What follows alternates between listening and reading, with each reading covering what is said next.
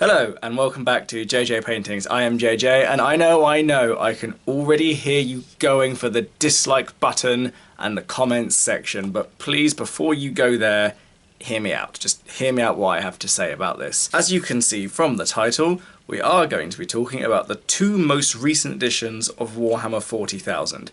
They're some of the best. I know not everyone agrees with me, but I want to throw my hat into the ring and just give my 2 cents on this issue, as I do know people get quite attached to things like 3rd edition and even 4th edition, but I do definitely think that we need to talk about where we are now and the differences that this edition has. Some of them are very obvious, some of them I feel are less so. And for today, to cover all of this, we are going to be painting this Primaris Lieutenant, because Primaris Lieutenants are all the rage at the moment, from the Dark Imperium box, just to show you how dedicated I am to the New World Order. So, without further ado, let's crack on! Before I go into it, I just want to make it perfectly clear. I do think that previous editions of 40k have been pretty good consistently. I would say that I have definitely had ones I prefer, 8th and 9th being at the top of that list, but I've pretty much found them all reliably good. I've been playing since 3rd edition, I've always enjoyed it. They've all had their different drawbacks, they've all had their different advantages, but it's reliably been a good game. But I think at the moment we are in a different enough place that we can actually be very specific in terms of where the game has changed. Which brings me on to my first item, and that is far fewer limitations in the game. Let me give you a not very exhaustive list of things that you couldn't do in previous editions. Infantry couldn't move and shoot heavy weapons. Tanks could not reliably move and fire all their weapons. Units could not always shoot at more than one target. You could not fall back out of combat at will. Most weapons couldn't damage larger vehicles or monsters.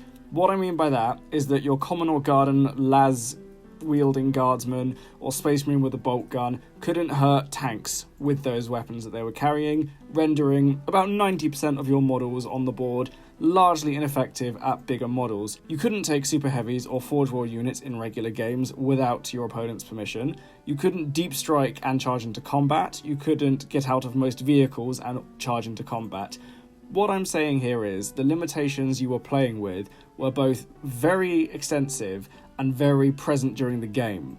As a result, I often felt like the limitations you were playing against would always end up being a third player in their own way. Now, most of those limitations aren't there in 8th and 9th edition the way they were before, and this is a good thing. I've genuinely felt more relaxed in terms of the games I'm playing, and I feel like I'm actually able to enjoy the games I play more, and that is a big factor in this. Enjoyment, actually having a genuine sense of fun during the games. Oh, and a bonus one, vehicles mostly couldn't fight in combat either. Now they can. They can't do a huge amount of combat, and that's fine, but the fact they can do something, I think, is nice. It's actually good to see the vehicles being able to fight back as opposed to just ramming units to get them out of the way. And to kind of conclude on this point here, because there's fewer limitations, it means that every unit is a little bit more accessible. I remember there were entire units in virtually every codex that never got a look in because the limitations were too great to make them worth taking. Number 2. Switching from a binary to a modifier system. I feel most people agree with me on this one a bit more because most people do seem happier when it comes to playing with a modifier system rather than a binary system. Now, to be specific, when I mean a binary system, I mean something either is or it isn't. This is very much in line with what the old AP system was, armor piercing system. So the old armor piercing system was if your AP was equal to or lower than their save, they got no armor save. Whereas now, it's all on a modifier. So las cannons used to be AP2, which meant virtually no one was getting an armor save. Now they are AP -3, which means that they simply reduce the save by 3. So if you've got a 3 up armor save, it becomes 6 up. If you've got a 2 up armor save, it becomes 5 up, etc. I think this is a much better system because it allows every weapon on the board to suddenly feel like it's a lot more applicable than it was before. In the past, I think everyone had this rule of AP3 in terms of how much you paid for weapons. If it could get through power armor, it was worth taking. If it couldn't, it was less so. That's not the case with every weapon, but that was often a consideration for a lot of people's equipment loadouts on their units. And further to that as well, the fact that you can now move with infantry and fire heavy weapons as a -1 modifier is also a good thing. Rather than being stuck with the you can or you can't, which then suddenly means that end up with very static armies, the fact you can still do these things and have a far more mobile army means that games of 40k generally become a bit more fast-paced and there's more going on, rather than being forced to stay still if you want to bring your firepower to bear. Now, again, I personally think this is a good thing, and this is one of those things that I think a lot of people agree with me on. And the other thing which I find the modifier system has helped with is things like armor saves and cover saves, to go back to that very briefly, where before it was a cover save was something separate to your armor save, but now it's a modifier to it, which I think makes a lot of sense, and it does streamline the whole thing a little bit more, and I do genuinely believe we are getting more out of it as players. Rather than having 3 sets of charts for our saves, we have 2. Armor saves that are modified, invulnerable saves that aren't. It's a very simple thing, and it's done a lot for the game in my opinion. Point number 3, variable damage.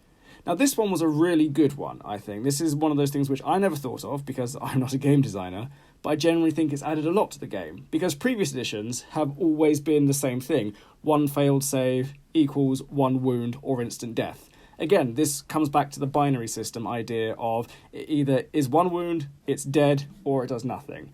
But as a result, what you would often find is people loading up their armies with as many instant death capable weapons as possible, or high strength weapons as possible. But also it meant that high strength weapons had a very bit of an uncanny valley feel to them, where your battle cannon, your tank killing battle cannon, would shoot at something which was toughness 5, like Nurgle bikes or Orc bikers who had more than 1 wound, and would only take 1 wound off a 2 wound model, which was always a little bit jarring. To be honest with you, the idea that this massive cannon is only doing a very limited amount of damage. But now that we have this new thing, we have the damage system. Some things still only have 1 damage, or they have 2 damage, which is equivalent to losing 2 wounds if you fail your save. That gives far more depth to the entire weapon system in 40k, in my opinion, because straight away we're not looking at weapons as it's only ever going to do 1 wound or kill me outright. It could do 2 wounds, it could do 4 wounds, it could do 3 wounds, it could do more damage more variably. Now, weapons that have fixed damage charts of damage 2 or damage 3, they're obviously fewer and far between, which is a good thing, otherwise we'd be playing with just them, but it's reflected quite well in the points you pay, and it's reflected in the frequency you see presence on the board. And I genuinely feel that the amount of damage that you can do with one weapon against things like vehicles and monstrous creatures is more relevant here, whereas before, most of those charts, especially for vehicles, you would again have either your one shot with your one weapon, the vehicle either survives or it is destroyed in 1 hit. And this brings me on to my second point, which I think a lot of people agree with me on, vehicles having toughness and wound statistics. Now, if we talk about the old system for vehicles, to be completely fair to it, it's not bad. In fact, it's quite good. If, and only if, you're playing a tank versus tank or vehicle versus vehicle game, and the entire rule system is structured around that. But if we look at the old rules for vehicles next to the rules for everything else, it almost feels like 2 different game systems have been forced to share a bench, and let's just say that it's not an equal sharing. Now, in that regard as well, it always meant that vehicles were a bit of a, for want of a better word, a bit of a roadblock, if you'll pardon the pun, in the game, because you, rather than being able to simply roll your dice and know exactly what's going on, you had to go to a whole other chart in order to figure out what your weapon was doing to the vehicle and then what damage it would do. The fact that now vehicles just have wounds and toughness and saves like everyone else speeds up the game in my opinion, but it also means that they can actually do more in game as well. As I mentioned earlier, they can now fight in combat, and most weapons can now harm most vehicles, I think. In fact, all weapons can harm all vehicles. And what I think is really important to say is that just because everything can hurt everything else doesn't mean it necessarily is always going to do that. Just because you have 20 lasguns doesn't mean they're necessarily guaranteed to kill that land raider. In fact, as a side note, I do remember overhearing a conversation once where someone had actually figured out the sheer number of lasguns you'd need to kill a land raider, but that conversation goes out the window straight away, because in any game you play, you're never going to be in that specific set of circumstances unless it's an experiment. But enough theory hammer. And in my next point, greater freedom in force organisation. So early editions of all armies had the exact same force organisation chart. So it was 1 HQ, 2 troop choices were compulsory, with the options of elites, fast attack, heavy support, etc., and more troops. But everyone was playing to the same hymn sheet, so that would mean that every single army was structured in more or less the same way.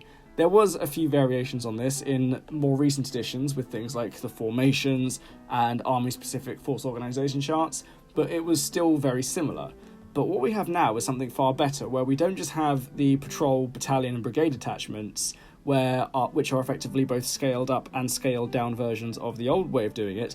We also have things like the Vanguard detachment, the Spearhead detachment, the Supreme Command detachment, and of course the Super Heavy detachment, which allows things like Super Heavies to be brought into play. Imperial Knights have gained massively from this. Chaos Knights have also, because they can now be played in normal games. They fit into the whole system much better. But also it means that every army is far more flexible as well. I'm sure most of us have probably encountered someone that plays something like Deathwing or Ravenwing, which reliably took bikes or Terminators as troops, but that was always specific purely to the Dark Angels, and I know a lot of people who played Dark Angel said it should be specific to Dark Angels, but I'm glad that Games Workshop have now said it doesn't have to be.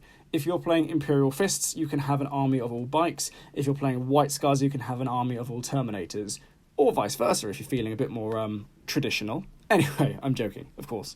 But this is the point I'm making. The freedom for every player to make their army and tailor their army the way they want it to be, I think is a really big advantage that we haven't had before. And irrespective of how most people feel about that, I genuinely think it does more for each army and each force in general, because of the available variety you have. Plus, when we look at our codexes now, especially codexes that have been updated frequently and have had a lot of additions made to them, so I'm thinking Space Marines, obviously, Chaos Space Marines, to a much lesser extent, but still they're Dark Eldar and Demons, they have more choices than they could ever fit into one army list or into one force organisation chart. So it's nice to know that if you want to do your army a completely different way, you can now do that, which we simply did not have before. But that's what I think really makes the difference in 8th and 9th. But then this brings me on to my next point, where I think the scalability of the game has improved greatly. This is just a quick one. I think that because of how the rules are far more devolved, for want of a better word, into the codexes, so most units have special rules and there are army special rules, rather than universal special rules, it means that every codex is a little bit more individual and has a bit more personality. Which brings me to my last point: no universal special rules. Now, some people thought they were great because it provided everyone an easy shorthand. Everyone knew what Furious Charge was, everyone knew what Feel No Pain was. But when you tie that into the fact that everyone's armies are organised the same way, and the same limitations are all more or less universal, it means you end up in a situation where almost every single army plays the same. Now, this is where I start to both conclude everything I've said and clarify my point on this. Just because you can have Furious Charge on Gene Stealers, Howling Banshees, Khorne Berserkers, Death Company, for example, that means that every single one of those units effectively manifests the same way. They are all combat units, but they all play to the same set of combat rules. They're all bringing the same thing. So in a weird way, it means that it doesn't really matter what army you're playing. However, now, all of those units I just mentioned all have very different rules and skills.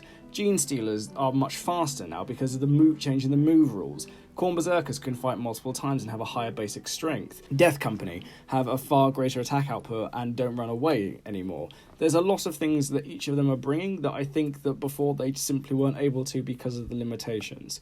And this is where I'd like to close on. The reason that I think 8th and 9th are probably the best editions we've ever had is because every army is now far more unique and far more distinctive in its own way. Even when we look at the derivatives of the Space Marine codexes, so Space Wolves, Blood Angels, Dark Angels, each one of those now plays in a very different way, thanks in part to the codex supplements as well for things like Raven Guard, Ultramarines and White Scars. Those armies also now play in very different ways as well, just because they do have their own rules that only they have access to. They're playing by their own hymn sheets, which I think gives every army a unique flavour and a unique edge. They don't just look different in terms of the models, they now play different, and that's the same everywhere. And that's one of the biggest advantages of 8th and 9th. We've not seen that before, and I think it's something which has been a genuine triumph for the last 3 or 4 years that we've had this edition, and hopefully we'll be able to build on that and we'll keep seeing it evolve and adapt as we go forward from here. But I want you guys to tell me what you think as well. What are your favourite parts about 8th and 9th? And what are the weaknesses in 8th and 9th as well? I'm aware that it's not perfect, no system ever is, but if you do have things that you don't like about 8th and 9th, please leave them in the comments. Tell me what you think. I'm looking forward to hearing from you. He's all done now and looking pretty good. I'm happy with how he's turned out. I hope you're happy with how he's turned out. And let me know your thoughts below in the comments. I know I may have said a few things that not everyone agrees with, but that's fine. I want to hear your thoughts as well. Do you like 8th and 9th edition? Did you prefer 3rd, 2nd, 3rd, 4th editions? What was your favourite edition and why? And I think that's all I've got to say today. So thank you so much for watching. Goodbye, and have a lovely day.